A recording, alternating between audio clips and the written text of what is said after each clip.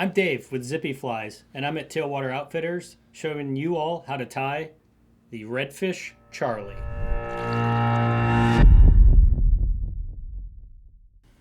Okay, for this pattern, we're going to utilize the Gamakatsu SC15 in size 1.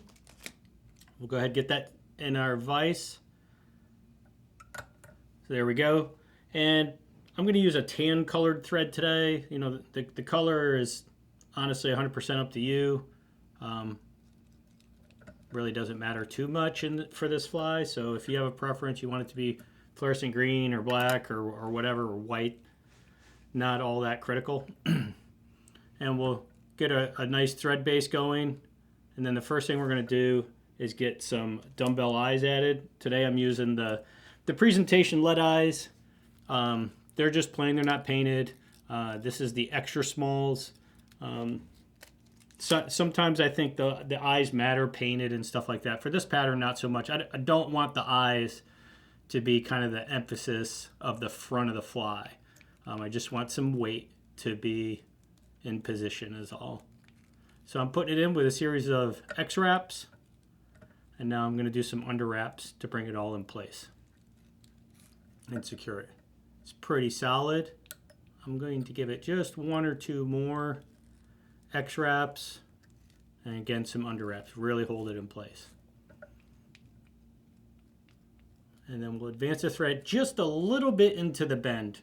You'll see the threads hanging, almost touching the barb of the hook there. So the first part we're going to add to the shank here is I've got some dubbing. This is the SLF dubbing blend that we get in. This is fluorescent orange, so it's going to be kind of this shrimpy pattern. It's going to have usually there's some orange or pink kind of part of a fly, especially bonefish flies that emulate kind of an egg sac, if you will. Now, we don't need a super lot, but I've just got a couple little pinches here, and I'm just going to pull it apart and stack it a couple times. Just making sure that the fibers are all going roughly the same direction. We don't need to be ultra precise, but we also don't want to just put a wadded mess tied in there and get bulk without any real function. So I'm just going to take this pinch. I'm going to put 2 wraps on it and press it down and around the hook so it's kind of enveloping it. And I'm going to take this section that's towards the front of the fly and just double it back over on itself. A couple securing wraps. You know, if you got a couple pieces that are a little extra long, you can just pinch it and pull it off. Get it out instead of using scissors, because we don't ever want anything that's like cut off square. It's just not how things are in nature, if you will. So nothing squared off, geometric, that sort of thing. This pattern, you may have already kind of noticed just from seeing the picture in the intro, is very similar to a lot of bonefish patterns. Actually, a lot like a Crazy Charlie. We're just going to modify it in both size and some color to target redfish. So that's kind of a little bit of the origin of the fly. And I'd first seen this fly, I don't know, maybe 10 years ago or so, and I've used them. They work great for a great little shrimp imitation for redfish. Next thing we're going to use is some Senyu's Laser Dub. This is dark tan. It's got a lot of flash in it that you can see. And we're going to use this to fill out most of the body. For the body, I'm going to make a dubbing loop. So I'll do this again, especially in the overhead shot here. I'm just going to pull out roughly 5 inches or so, put a couple wraps back on the hook shank, and I'll go around the thread once. And now I'm going to advance my thread up in front of the eyes here. And we're just going to leave it there. Okay? And then I'm going to take my dubbing twister. In this case, I happen to have one of these. I think is it Smahan, or somebody can correct me on the pronunciation. I love it. They make some wonderful tools. This dubbing twister is not inexpensive, but it is awesome. It works really, really well. So I can't say enough good things about this. Both has a great weight for spinning, but also has this built-in feature for spreading out the thread that we'll see in a minute. So I'm just going to take that and hook it on my thread and leave it there, get it out of the way. we need to prep this material that we're going to put in the dubbing loop. So we just talked about the senyos. Another thing you can use is any of the hook companies, that the little piece of cardboard that comes in from like Gamagata or whoever, is I've saved one. Could be a 3x5 note card or something. And I'm going to use this to tame all this material so I can get it up onto my thread. So step one is I'm just going to pull out some of this material. I'm going to do it in little pinches here as I pull it out, because again, I'm trying to get everything going the same way. And that's probably going to be plenty. And if ends up it's not enough, I can always just repeat the process to do some more. So, and you can see it has this super long stuff that's sticking out, but then there's like shorter, almost like under fur stuff in the middle. That's okay. We actually want both in this scenario. So I'm just going to kind of pinch and restack. And I don't want things too long. So I'm going to build up this body. I kind of want the bulk. I don't want it to be just a big, giant, nasty mess, though, either. So so I got this mess in my hands here. And that's where I'm going to use this this piece of cardboard. And you can see I've just laying it in here, kind of lengthwise. And then I'm just going to pinch it flat. So now I can manhandle this a lot easier. There are clips and all kinds of stuff that are for sale out there, and we have some in the shop. If you want to do the clip thing, that's cool. I really find that this works super well for me. So now I've got this under control. I'm going to get back to my dubbing loop here, and I'm just making sure I don't have any twists in it. So I've pulled out all the twists, or nearly all of the twists. I got one or two there still. And a couple more turns. I went the wrong way. Imagine that. All right, so we're solid now. So I'm going to open up, turn it sideways so you can see, keep this pinched real tight, and I'm just going to slide it all up inside there. Now I can release the dubbing twister tool and then take my cardstock away, and I've got all this material. If I had to put this in by hand, it can be done, but it's going to be bunches all along the way. So you can see it's pretty well even. Now I'm just going to try to slide this a little bit closer to the hook shank. And this might not be enough. I might have to make a second loop, but we'll wait and see how it plays out. So now I'm going to pinch the thread here, take my twister, and I'm putting a whole bunch of twists in it. And now I'm just going to release it all at once. And it's spinning it up. So really, we're kind of, those brushes that various companies make, we're making our own. We're using thread to do it instead of wire. So when you buy those brushes, if sometimes they seem a little pricey, well, you're paying for the convenience of not having to do all this. But if you can make a dubbing loop, which I would argue is a skill that you definitely want to, learn and hone and kind of perfect what works for you, it'll allow you to do all kinds of different flies, especially in different colors. So now I'm going to palmer this the opposite direction that I would wrap my thread. And just like using a brush, a pre-made brush, I'm going to just kind of stroke these fibers towards the back. And I'll just keep it going. I'm not going to worry about these super long ones right now. Just let it do its thing.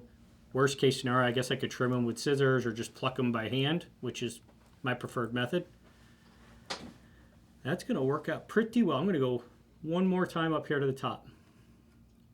And so now I'll get my thread back down to just behind the dumbbell eyes. And I'll pull it tight. And then I can trim off my dubbing loop thread. We'll give it a couple more securing wraps to really make sure it stays in place. And so it's kind of wadded on there right now. I realize that. If you've got one of these little EP finger brushes, it'll be really helpful for picking this out. Worst case scenario, you can take your bodkin and kind of go to work on it. These finger brushes work well, but there are even some dubbing brushes, and I'm just going to almost undo the work I just did. I'm going to make it crazy, go all over the place.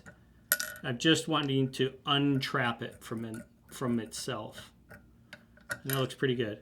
So now I can pull it back. Obviously it's really long, so I'm just going to pinch it off with my fingers. Scissors are great, but they're going to be pretty not awesome for this phase here. And I just don't want to hide that whole egg sac that we made in the back there, right? That orange part. I want to be able to see that, or at least a part of it. So it all looks like it kind of flows together. And there's a couple long pieces here, right there. I think I just got them. All right, great. So you could probably, honestly, fish that right there. But we really want to give this a shrimpy appearance, so we're going to put a wing on it, just like you see on a lot of different bonefish style flies, but which is typically done with calf tail. We could use calf tail here, but if we had the right calf tail and picked it from the right section where it would be the longer stuff near the tip, or we could maybe look for a different material. You could maybe use bucktail, but in this case, we're going to use this squirrel tail. And in this case, this color is fox squirrel tail. I would just call it a red squirrel. But this stuff is really cool. I actually use it in a number of flies that I do. And one of the reasons that I say it's so cool is it's naturally has a barring to it. So you think about a lot of these videos you've probably seen, and we've done them, where you have craft fur or something similar, and then we hit it with a Sharpie to give it that barred look for the segmentation of a shrimp. It's already in this natural material. And this stuff flows really well. So it's a great material. To keep that barring in line, we don't want to just start haphazardly cutting at the tail when we take it off. So I can see I got some barring right here. I'm going to pinch out a healthy clump. And you see when I pulled it sideways, all the barring lied up. So it's a good example of a lot of fly tying isn't necessarily just how we tie it on the hook when it's in the vise, but it's how we prep materials in our hands that can really make a good fly really good. So I'd encourage you to pay attention to how you take it off the tail here. So I'm just going to remove that, cut it down nice and low, give myself plenty of room to work with. And there will be some under fur. I mean, this is hair, so I guess we could have a big debate about the difference between hair and fur here, probably. But now I'm just going to transfer it to my other hand here and pull those shorter pieces out. They're not going to help with it being on the fly, and all they're going to do is add bulk down here. So the fly would be bulkier where we go to tie it in. But even worse is over time they could work loose, and once a couple work out loose, now they're all loose inside there. So we definitely don't want that. So yeah, looking pretty good there. And so you can start to see when I put this wing on, you know, I could do the whole thing. It's a little bit big. I'm going to square up the butt ends and shorten it up maybe 1/4 inch. I still want to have quite a bit of size on this because this is for a redfish, not a bonefish. So get my good scissors here, and I'm going to trim this out of frame so you can just see it now. All the butt ends are all squared up. This is looking halfway good as far as the barring. My thread, I'm going to go ahead and spin this counterclockwise. And what that's going to do is, as I bring it up, the thread is going to want to go towards my fingers here. It'll make it a little easier to capture all this material. And I did it really loose at first here. And now I'm going to see I'm just pulling the hair back to get it away. Oh, I pulled it just a little bit too much. So we'll do that again. So we're spinning our thread. 1, 2, 3. We'll give it a couple more up on here. That's pretty good. And I did it again. This is where Adam's going to take care of me and cut this. No, I'm not. No. Oh my goodness. I better tip him then. This is real fly tying. Real fly tying. No one's perfect. Not even Dave. No, definitely not me. So we're just pulling that up. There we go. So now we got some tight wraps on it. Just going to do a quick inspection, make sure it's not pushed over to one side or anything. Looking good there. Got this wing sticking up. All right, very nice. So I'm going to put a few more wraps here. That'll do it. we'll just whip finish. Minimal whips here just because I've already built up some bulk. If it was a little bit skinny up there and you wanted to add bulk, give it obviously just a few more turns or a few more turns while you're doing your whip finish. I can use some bulk. All right, looking good. I like the shape of that overall. And if you've been watching any of my videos, you know me, I'm going to want to add a little extra durability here. If it's a fly you've worked hard on, or it's a particular one that you really like the way that one turned out and you want to make sure you can get maximum use out of it, don't be afraid to give it a little resin. I like using, resin. There are other great products out there as well that'll just seep into the threads and make sure nothing comes apart prematurely. I'm going to spin this a little bit.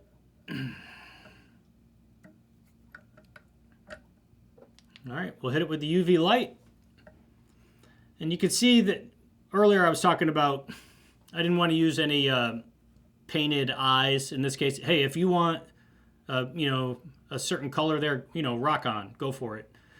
In this case, I wanted the star of the show to be that fluorescent egg sac, which is hard to ignore in the UV light right now, and then the barred squirrel hair. Again, I want that to be the emphasis of the fly, and it's definitely working out well there. Got a little bit of sticky resin on my hands now. So that is the redfish Charlie. It's got its origins in the bonefish world, but don't kid yourself. Most of those bonefish flies are just little shrimps. And of course, we know redfish love shrimp too. So this is just a little bit bigger version of it. All right, if you like this video, be sure to hit the like button and subscribe to our channel so you know about anything new that we got coming out. And in the description below, we have links to all these materials, so it'll be real easy to source them. And a reminder that in our rewards program, you earn 10% back in all purchases for in-store credit for future purchases. So that can really add up and save you all some money.